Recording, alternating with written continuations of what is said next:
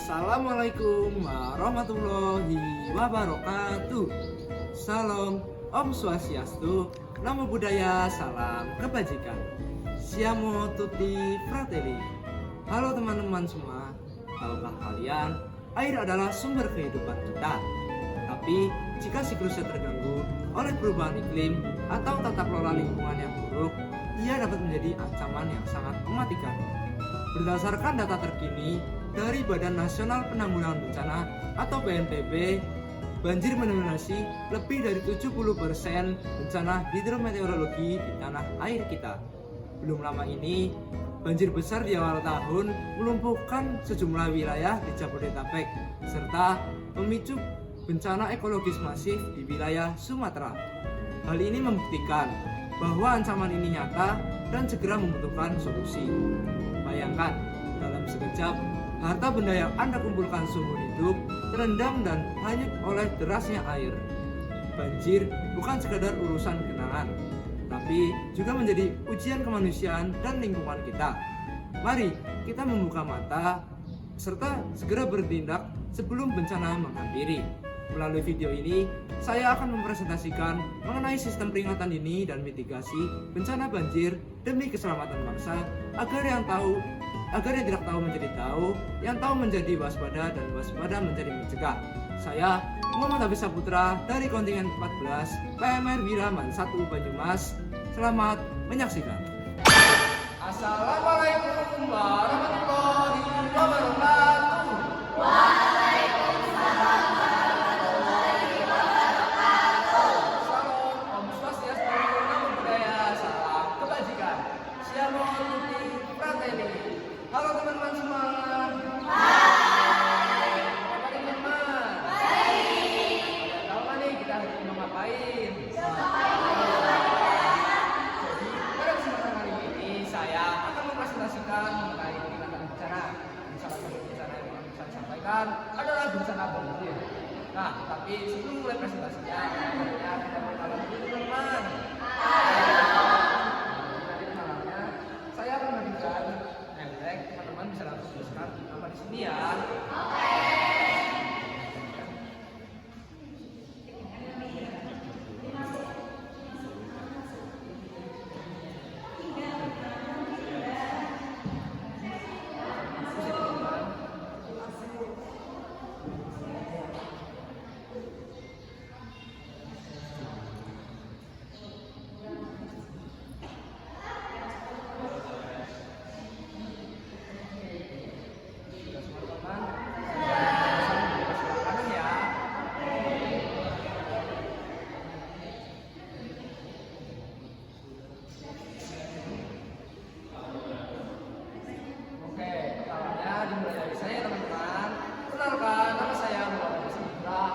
PMR Wiraman 1 Banyumas. Halo semuanya. Nah, bisa kita sebelah sini ya. Halo.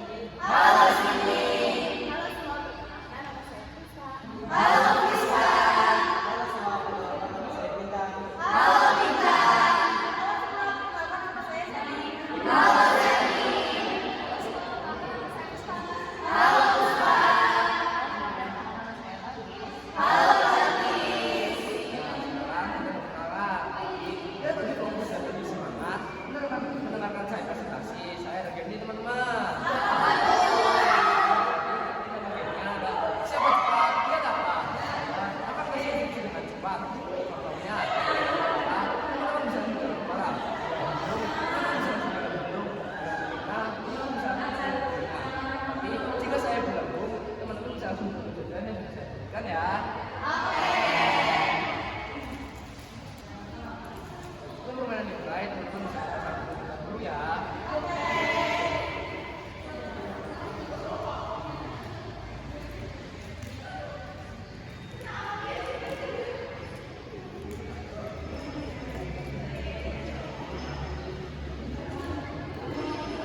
Sudah bisa dimulai teman-teman?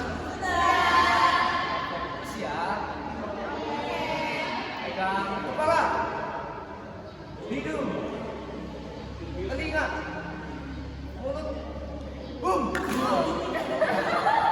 Siapa nih yang dapat? Mari teman-teman.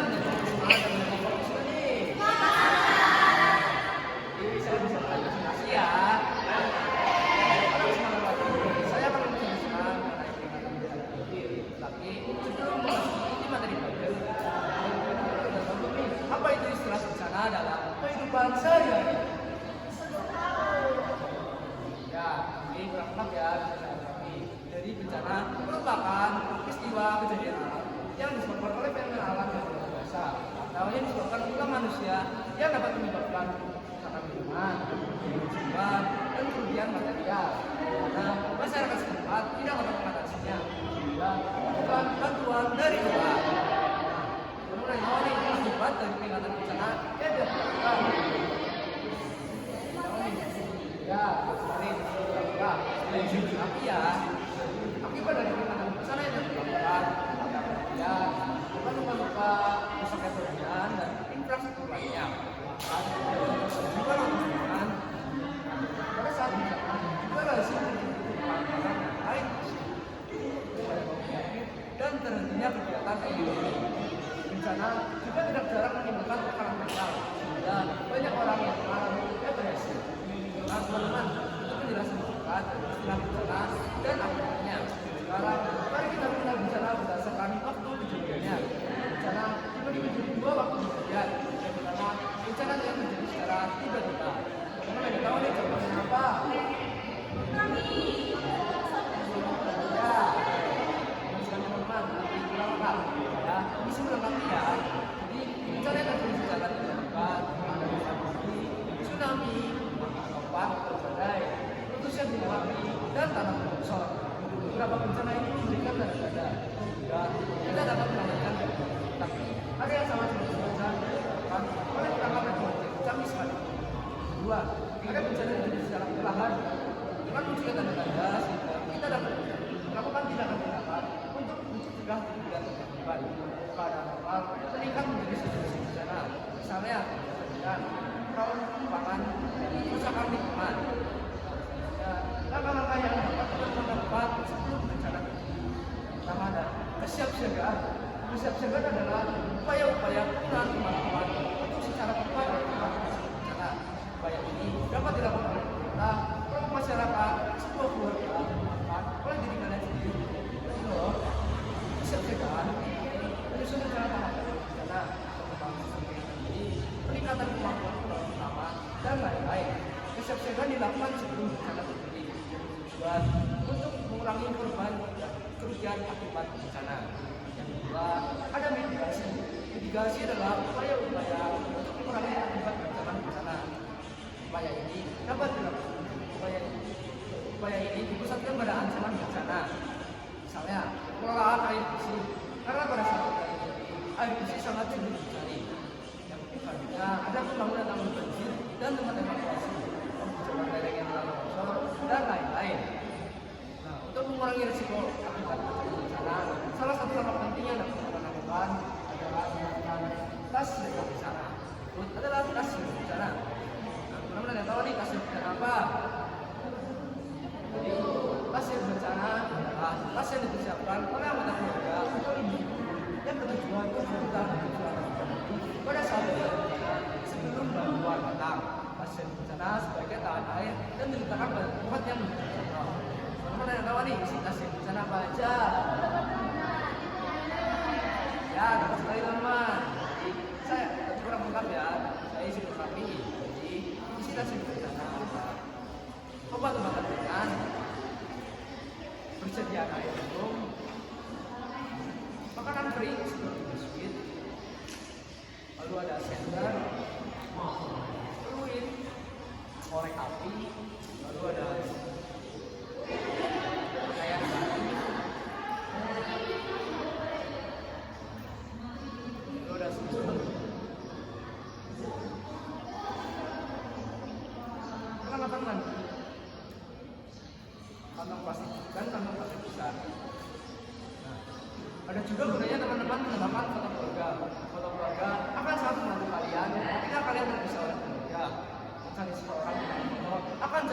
mencegah daripada hanya membereskan fungsinya saja. Tetapkan juga nomor-nomor penting atau kantor atau organisasi yang dapat dihubungi ketika kalian membutuhkan pertolongan, atau juga alamat dan nomor perangkat kalian yang dapat dihubungi ketika keadaan darurat. Nah, teman-teman, kita memasuki materi sensitif. Ini ada box teman-teman. Penasaran nggak nih sama isinya? Apa ya?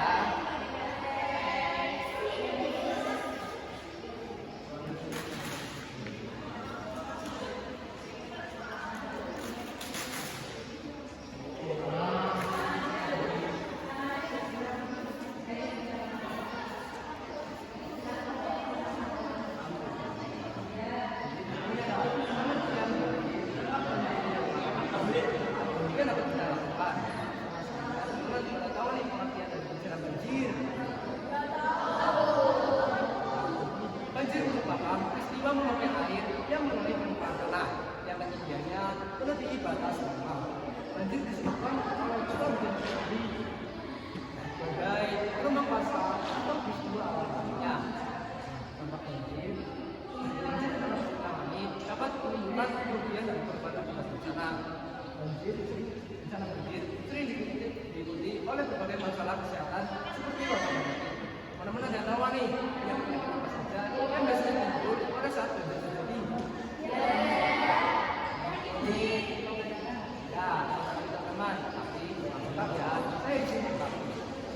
Jadi penyakit yang timbul pada saat banjir terjadi ada penyakit kulit, diare, darah, leptospirosis dan lain-lain. Penyakit ini timbul oleh salah satu sikap sehat, termasuk mengonsumsi air yang bersih. Ada langkah-langkah yang harus dilakukan sebelum banjir terjadi. Jika tempat tinggal teman-teman berada di wilayah yang memiliki potensi banjir, perlu melakukan langkah-langkah tersebut.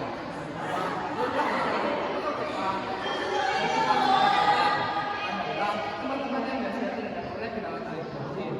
Misalnya, kita mulai simpulkan ini dengan pengertian. Kita memberitahu adanya situasi bahaya atau situasi bencana seperti himbauan suara dari rumah ibadah, tembakan sirene dan lain-lain. Selanjutnya, pahami dan aturan dan waspadalah jika itu benar-benar terjadi. Misalnya, hujan lebat yang terjadi secara terus-menerus, dari selokan, keadaan air dan bahkan itu air yang ingin pada suatu dan di mana surat-surat penting seperti sertifikat tanah, ijazah, akta, rapor dan lain-lain dikasih banyak yang simpanan letakkan pada tempat yang tidak terkenal. Kemudian pikirkan cara-cara cepat untuk menyelamatkan barang-barang penting atau barang-barang yang berharga. Tetaplah diri dan keluarga kalian dari resiko akibat bencana. Tindakan-tindakan yang harus dilakukan saat banjir melanda. Banjir disebabkan oleh perubahan dan saat berbeda tapi jika banjir terjadi secara perlahan, teman-teman lakukan tindakan ini. Pertama, pantaulah informasi penting yang disampaikan melalui stasiun radio maupun televisi. Kedua, pindahkan barang-barang atau perabot rumah ke tempat yang lebih tinggi yang tidak terjangkau kendaraan. Selanjutnya, disiapkan untuk kemungkinan mengusung. Perhatikan apakah keseluruhan air terus meningkat atau tidak. Jika hujan terjadi secara terus dan tidak berhenti dan air tidak surut bahkan terus meningkat, segeralah mengungsi ke tempat yang aman atau ke tempat yang sudah ditentukan oleh pemerintah setempat. Jika ada himbauan mengungsi, lakukanlah segera dengan tenang dan tertib. Dalam rumah, coba untuk tetap tenang dan segeralah menghubungi mereka yang menghubungi berapa cabang PNI, kantor pemerintahan, kantor polisi. Jika teman-teman polisi, bisa tetaplah menjaga perilaku hidup sehat. Usahakan jangan tidur di tempat yang terbuka. Nah, sampai sini teman-teman paham nggak nih? Lanjut ya. Selanjutnya, ada langkah-langkah yang harus dilakukan setelah banjir melanda. Jika teman-teman mengungsi, kembalilah ke rumah. Jika keadaan sudah benar-benar aman, tapi di rumah jangan langsung ke rumah. Perhatikan lingkungan sekitar dengan seksama.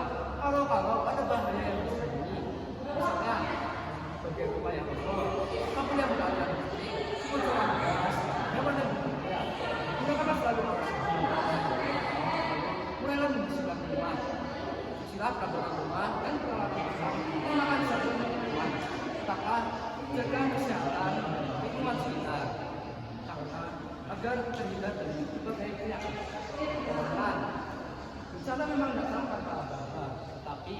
kesiapsiagaan selalu dapat kita usahakan.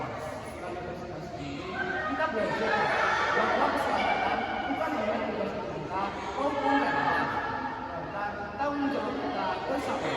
Semoga apa yang saya sampaikan pada kesempatan kali ini tidak hanya menjadi wawasan teman-teman sekalian, tetapi juga menjadi kesadaran diri untuk lebih siaga, lebih peduli dan lebih siap menghadapi di sana. Terima kasih atas perhatian dan kesempatan kita. Mari kita membangun generasi yang tanggap, siap, menghadapi bencana. Saya Muhammad Abdul Samutra dari pendidikan saya kira dan Bidang 1 Mas. Terima kasih. Wassalamualaikum warahmatullahi wabarakatuh.